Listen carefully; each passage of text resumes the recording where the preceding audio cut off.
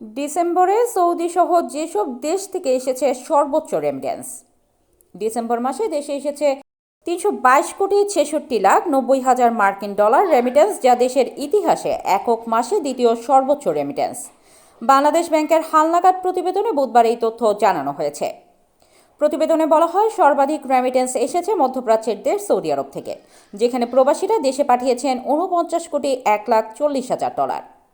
দ্বিতীয় অবস্থানে থাকা সংযুক্ত আরব আমিরাত থেকে এসেছে ৪৭,৬০,৬০,০০০ ডলার।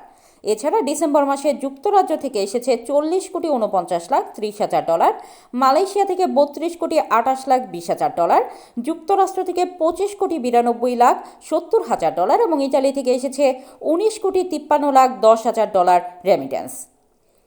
শীর্ষ তালিকার অন্যান্য দেশগুলোর মধ্যে রয়েছে ওমান থেকে ১৮,০৪,০০০ ডলার, কুয়েত থেকে ১৬,৪৩,৯০,০০০ ডলার, কাতার ১৪,৫০,৩০,০০০ ডলার এবং সিঙ্গাপুর থেকে ১১,৫০,৪০,০০০ ডলার। বাংলাদেশ ব্যাংকের তথ্য অনুযায়ী গত ডিসেম্বর মাসে প্রাপ্ত রেমিটেন্স দেশের ইতিহাসে একক মাসে দ্বিতীয় সর্বোচ্চ।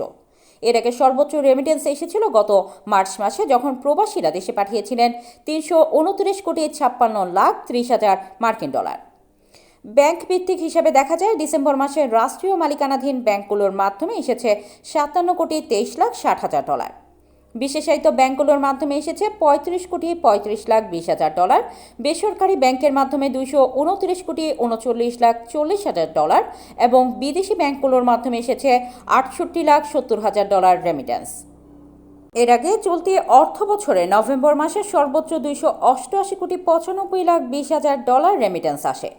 অক্টোবর ও সেপ্টেম্বর মাসে রেমিটেন্স ছিল যথাক্রমে ২৫৬,৮০,০০০ এবং ২৬৮,৫৮,৮০,০০০ ডলার।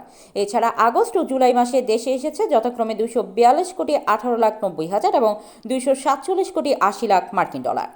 বাংলাদেশ ব্যাংকের প্রতিবেদনে আরও জানানো হয়, ২০২৪-২৫ অর্থবছর জুড়ে প্রবাসীরা দেশে পাঠিয়েছেন মোট ৩০.৩২ বিলিয়ন বা ৩,০৩২,৮০,০০,০০০ মার্কিন ডলার রেমিটেন্স, যা দেশের ইতিহাসে কোনো এক অর্থবছরে সর্বোচ্চ প্রবাসী আয়ের রেকর্ড।